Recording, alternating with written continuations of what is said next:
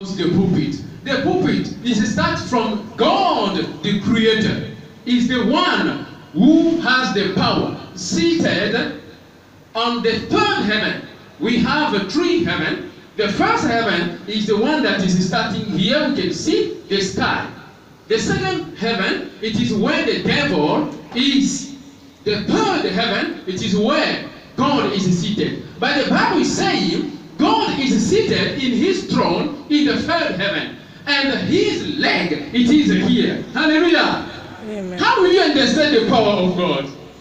The leg of Yahweh overcrossed the boundary, the barrier of the devil in the second heaven. Try to imagine God sitting like this on his throne in the third heaven. Then the leg, this leg, how to explain it?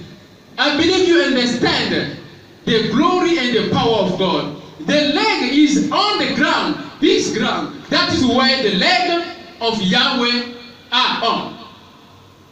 And the seat is on the third heaven. It's so big. So the anointing is starting there if you follow the organogram. And when the anointing is coming through, it's come through the servant of God, like Bishop, like the angel of the church, is the pulpit. Now, please understand this where I'm going. I'm going so speed. So, you understand that Moses, like the angel of the church, he came down and anointed the place of worship. And the place of worship became anointed.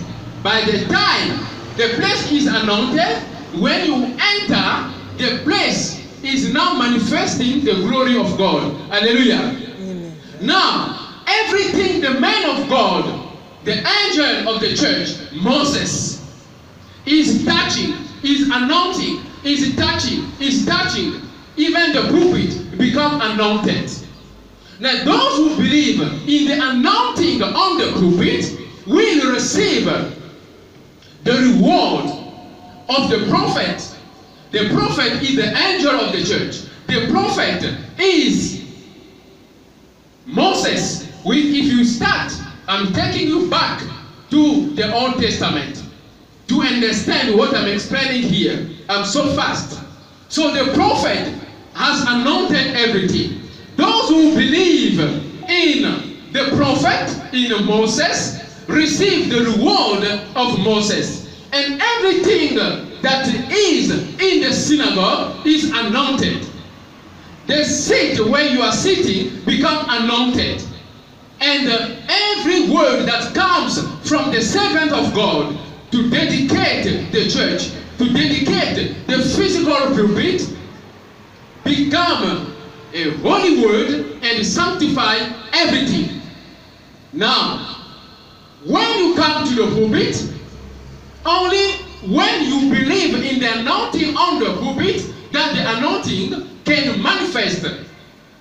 And when you believe in anointing on the pulpit, that is where you see people, they can live, they are leaving their place, and they come here, they lay down. Why? Because they believe in anointing on the pulpit.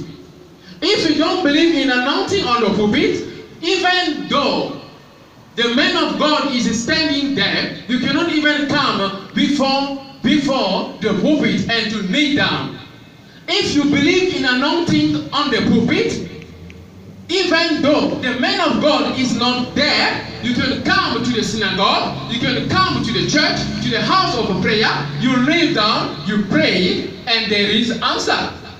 The anointing on the pulpit is coming through God sitting on the third heaven and blessing his servant who become the pulpit himself. Jesus was in the synagogue, he was down the pulpit. That is why, after reading the book, he went down to sit down. The eyes went straight to him. People, they start looking at him. But unfortunately, what you need to understand here is, those people in Nazareth, they did not believe. They saw the word who came with power. but they were frustrated because of the past life of Jesus Christ. The past life of Jesus Christ is where he came from, Joseph.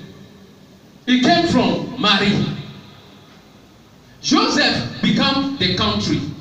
Jesus Christ said, you cannot be a great prophet in your country. What is the country here? The country is Joseph. The country is Rosettenville. The country may be Yahweh Shammah Ministry. We can see Papa John Pierre is sitting there. He's always sitting. He never come up here. The day God will say, by fire, by thunder, stand up, serve me, and you become the pulpit. The anointing is now upon him. When he's standing here, people in the church, they start talking. Papa Jean Pierre, what he's doing? We don't believe. Because they only think about what he was doing in the past, and they forget what is happening in the present. A believer will not see the past of a person, you're going to see the present of the person. So Jesus Christ in the synagogue, after preaching, reading the word of God, people did not believe. Why? Because of where he came from. They said, no, this is the son of Joseph. How come? And Jesus Christ said, it is not easy. It is not easy to be a great prophet in your country. Where you are, Brother Kenneth, people they may know your weakness. They may know your weakness. Papa Augustin, people they may know your weakness. But when you move to another place where they don't know your weakness, you are now using the present anointing of God. Those people they don't know your past, they will be more blessed than those who know your past. That is the problem. Those who are used with the men of God, Bishop Ladi, those who are used with the men of God, Evangelist Daniel, those who are used with the men of God, Evangelist Ngulu, they know their weakness. You know our weakness. They may not receive great portion of the anointing. Why? Because they see men of God as a physical person. But understand, the man of God has two bodies. The body as a human person, and the body as the pulpit. Now, the body as the pulpit become like the hidden manna. The hidden manna that was coming from heaven, falling on the desert, and people that were eating, they could not know where it was coming from, when it's coming. They only see the manna coming, falling on the ground. And you can see in the book of John chapter 3, it is said, when the anointing is in you, you may not know. It's become like a wind coming from south, from east, from west, from north. You don't know where it's coming. The wind blows, you don't know where it's coming. Jesus Christ explained it in the book of John. Now, so the person who is anointed, you will not know exactly the secret of his power. Because the secret of his power is the Holy Spirit. You need to be in the Spirit of God to understand the spirit of the prophet. Hallelujah. Amen. So the man of God who has double bodies, the body which is a physical, for instance, Bishop Ladi, we know him, that is physical. Papa, how are you? Yesterday I did not eat. Yesterday they come, the thief, they come to steal in your house. This and this and this. That is a physical. Now when the man of God is standing and to declare the word of God, like what Jesus Christ said on the pulpit, physical pulpit, him is the spiritual pulpit. And what matter is the spiritual pulpit. And there is the second body, is the spiritual body. And that spiritual body carries blessing, carries curses, carries salvation, carries the power to deliver, the power to heal, the power to bless. So in this book, Jesus Christ is saying, is explaining the purpose of the anointing.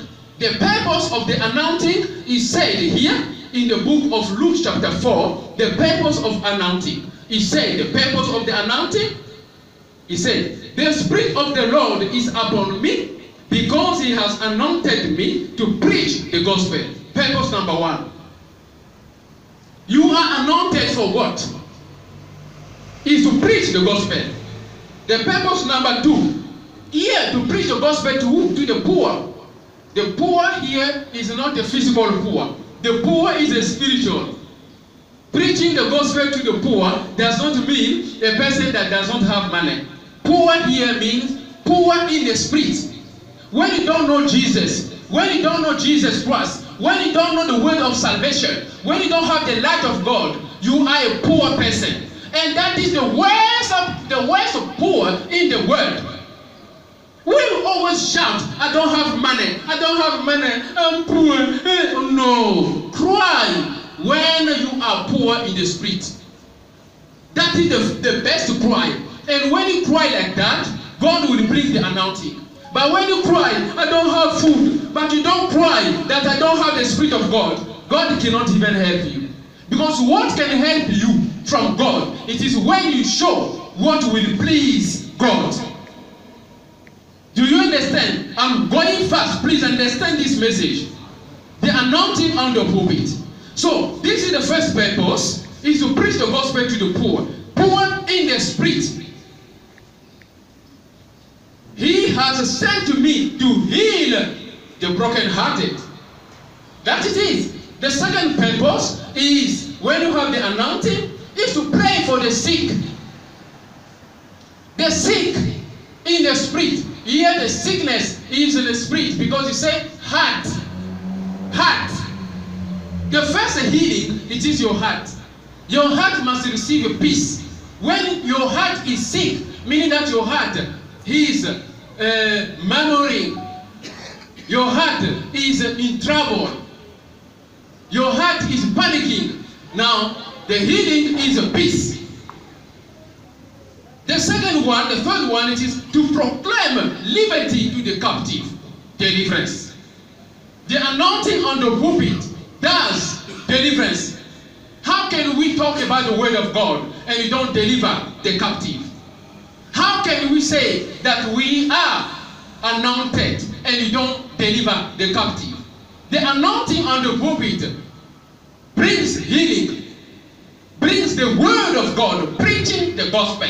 There is a difference between preaching and teaching. I don't know now if I am preaching or teaching, but I wanted to teach, but I don't know if I'm teaching. I don't know if I'm preaching. But let me just explain the difference between preaching and teaching. Jesus Christ preached the gospel. Then he taught things of the kingdom of God to those who were selected. Hallelujah! I don't know if you understand this. When Jesus Christ went to preach to everywhere, he was preaching the gospel. Preaching the gospel means to present the good things of God. To present the good things of the kingdom of God. The good things of the kingdom of God, it is a healing, deliverance, salvation, breakthrough, freedom. That is the good things of the kingdom of God. That is preaching. Read the Bible and understand the difference between preaching and teaching.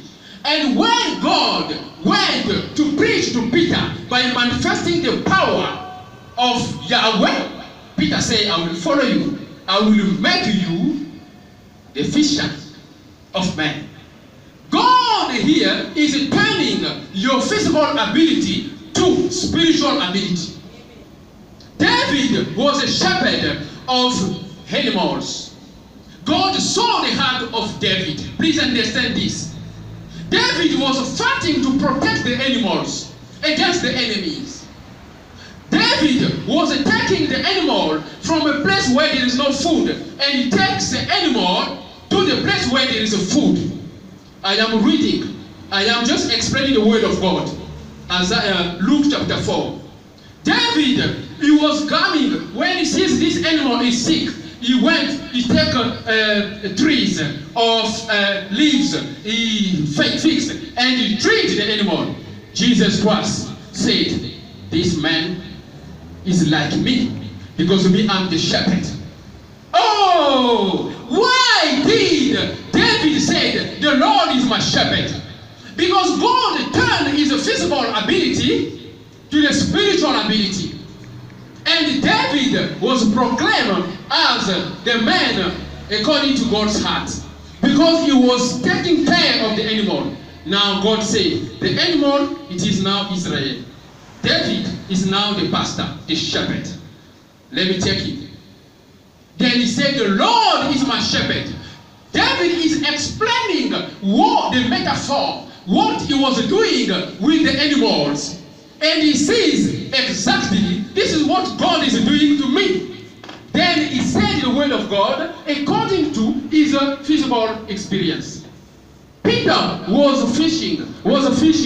God said, no, I will turn your physical ability to the spiritual one. Paul was so motivated to go and kill and destroy people of God. He didn't know that these people, they were from God. Paul went to the synagogue. According to his father, he went to study the Bible. And he knew the word of God well. Paul was intellectual. Paul was motivated. Paul had the zeal even to kill, just because he's doing it on behalf of God. Because he was thinking Christians, they were fake. And him and with the synagogue, they were doing the right thing. Now God said, no, I see something good in this person. He has the zeal. He has the courage to go and kill my people. I'm going to use this physical ability to the spiritual ability to start going and expose the kingdom of darkness. That is why God chose Paul. Paul was chosen because of his physical ability. The physical ability, intellectually and physically, thinking that he was doing the right thing. God said, now I will open the eyes so that Paul will see and understand. Then he will use the same strength he has for my people. I don't know if you're understanding here. God will use what you have. Your physical ability, He's going to use it and to turn it into spiritual ability. Moses was a shepherd. Moses, I am running after time. I don't know. I pray that the Holy Spirit will make you understand this word. Moses was a shepherd. In the house of his father-in-law, he was taking care of animals. And he had a stick. God visited Moses. He said, no, but I don't know what to do. I don't know how to speak. God said, what are you holding? He said, a stick. Then he said, throw it on the ground. The stick represents the power, the anointing. And God turned the stick into snake to show that you have the power. I am anointing the stick. What you have, it is what I'm going to use for you and for my people. Hallelujah. Amen. Peter had the desire to do his job and to feed his family. God said, with this desire, I will turn it into the desire to win souls. And you could see the power of God. Even the shadow, when it's passing, just the shadow, if he's touched you, you become healed. Paul, with just an handkerchief, you could go. You take the handkerchief from him. I'm explaining the anointing of the pulpit. You take the handkerchief from Paul, and you go and lay it on the sick, and the sick become healed. Why are we not exercising the power of God when we know that we have the power? The anointing on the pulpit. Everything the man of God is touching. When you come here, if you believe this place has been anointed, your belief will make that anointing to manifest in you. And when you start preaching, when you start doing moderation, when you start singing, the anointing that you believe on the pulpit begin to manifest. Hallelujah. Amen. That is how it is. If you don't believe, it cannot work.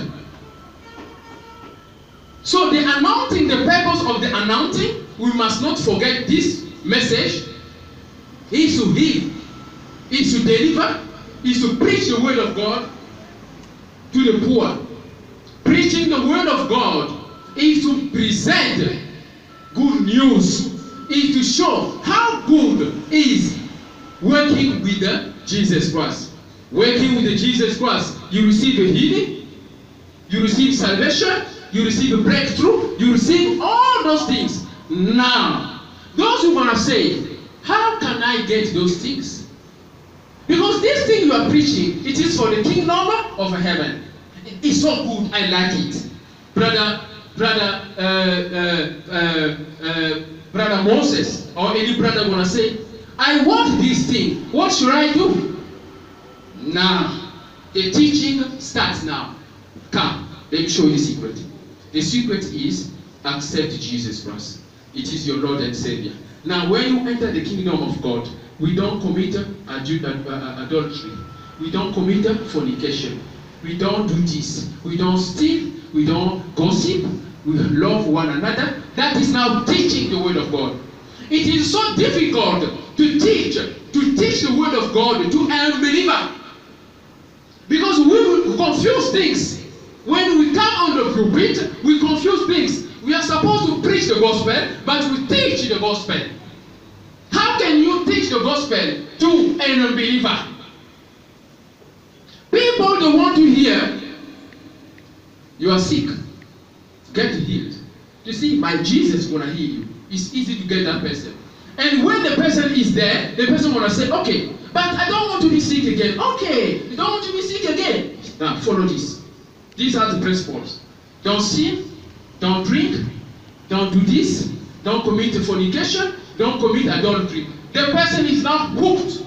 You get the person. That is teaching.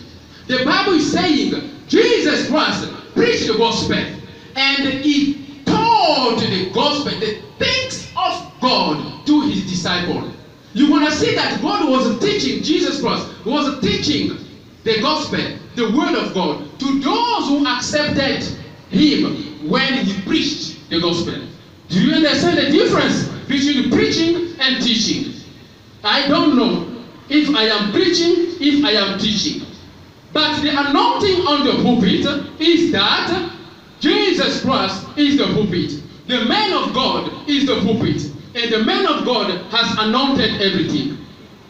You can see in the Old Testament, the gold vessel. The gold vessel were anointed like here. You can see this is anointing. He anointed everything here. The men of God, they have anointed this place. Now, Babylon. Babylon is the enemy. Babylon came and to steal the anointed vessel. They call it in the Bible, that is in the book of Daniel chapter 5. Gold vessel. They came. When they came to take Jerusalem in captivity, they took Daniel. Can you read in the book of Daniel chapter 5? And they collect everything that was anointed. They took it to Babylon. Now the king put the gold anointed vessel. He never touched them. But there was a day when he died, his son came. One day he was drinking and drinking and drinking. That is in the book of Daniel chapter 5. He was drinking and drinking and drinking. He became drunk. He took now those goblets, those vessels that were anointed. With his sin, he took them, then he started drinking and laughing with his friend. God was angry. Why? Because that was an element that was anointed in. It was supposed to be respected. What are you taking from the men of God should be considered. The way you consider it is the way it's going to work for you. People that took handkerchief from Paul, the handkerchief, they believe in the power and they were healed. People, they saw the shadow of Peter, and just the shadow touched people, they become healed. Do you see? In the pool of Bethesda, people they believe in the power of the Bethesda, and they went there to swim, and they become healed. What you believe, it is what you see. But God was angry. God was angry when they touched, they play with the goblet. Then he punished the king. God came to write on the wall in town, and then the king became sick, and the king died. Hallelujah. So what I want to say here, the anointing on the pulpit is what we need to understand, and it's what we need to respect. It is what we need to honor, so that the blessing invested in everything anointed in the church will manifest in our life. Hallelujah. Amen. Let us stand up, please. In the atmosphere of believing in the anointing on the pulpit. We're gonna continue this message in another day. There is a lot to say. A lot to say concerning the anointing in the pulpit. Because we do not believe. That is why we don't even receive. When you believe in the anointing on the pulpit, anything that we receive from the Lord, which will be honored. As we honor it, it's going to work for us. Hallelujah. Amen. Choir, please, let's just find just a short word, a short worship song, just to honor the word of God. Holy, holy are you, Lord God Almighty. The anointing on the pulpit. Please take note and don't forget it. Honor everything that you have that represents Jesus Christ.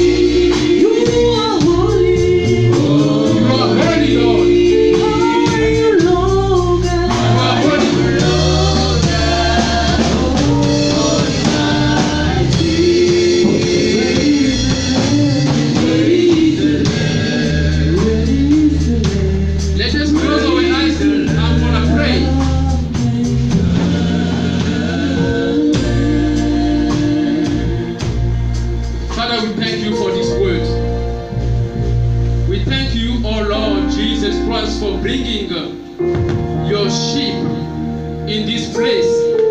You are the shepherd. We thank you for this word that you have started, the anointing on the pulpit. We thank you, Father, because you're going to make us believe in you in a deeper way and to respect everything that you have for us. We thank you, Father, because everyone here received the anointing from the pulpit. They will honor and understand that men of God, servants of God of Yahweh Shammah Ministry, they represent the anointing from you, O Lord. Let the belief in the Spirit increase, so that when we pray, they shall receive double portion. Father, we thank you for this word. We thank you, Father, because you motivate everyone, even when they go home, they're going to work and follow the word of God. Father, I pray that you anoint even us, the servant of God, to play the role of the anointing and teach us, Father, to protect the anointing. In Jesus' name we pray. Amen.